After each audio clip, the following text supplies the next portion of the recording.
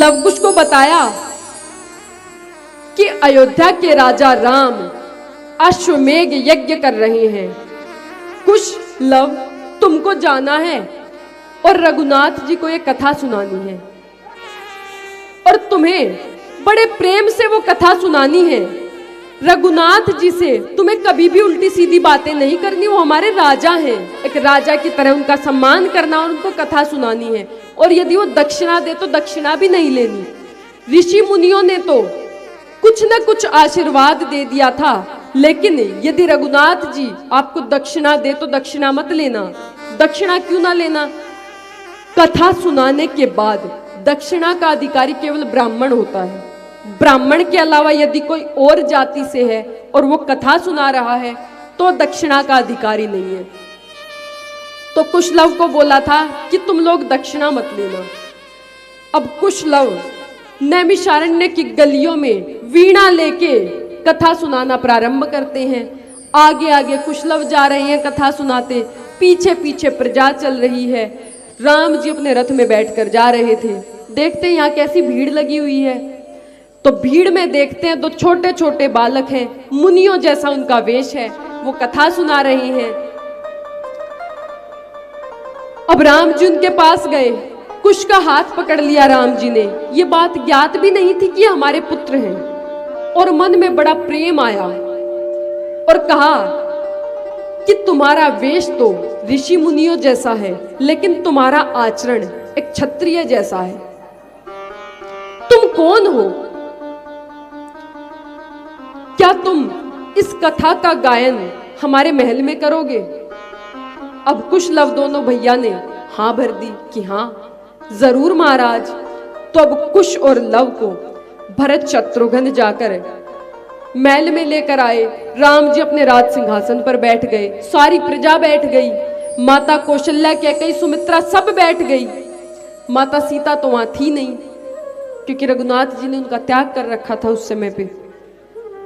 सारी प्रजा बैठी हुई है और राम जी ने कहा ये दोनों बालक कौन है ये तो हमें पता नहीं है।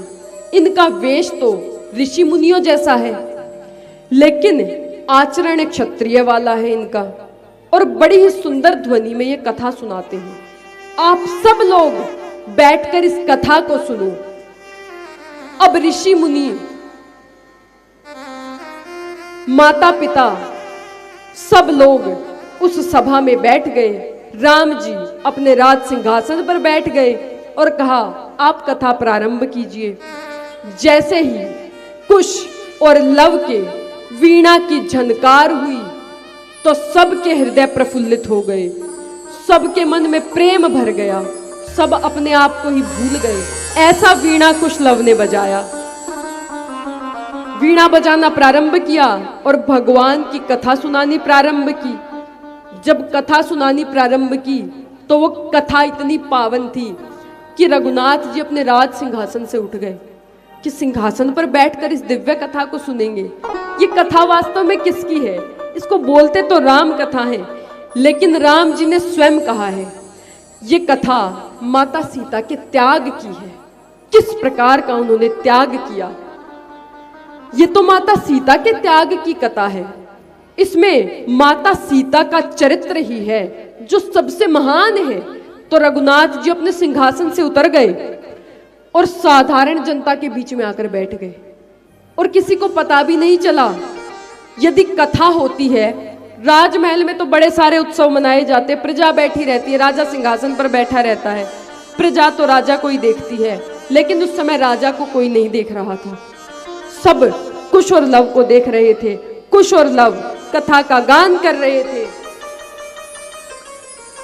राम जी उतरकर साधारण जनता के बीच में बैठ गए और बड़े प्रेम से उस कथा को सुनते हैं, क्योंकि इस कथा में केवल ये कथा नहीं आती कि राम जी हैं, अयोध्या के राजा हैं, पिता के वचन को मानकर वन को चले गए थे, रावण ने पत्नी का हरण कर लिया तो रावण को मार डाला, सकुल रावण का विनाश कर दिया। हम सबको तो यही पता है ना, इतना ही हम जानते हैं। लेकिन कथा केवल इतनी नहीं है।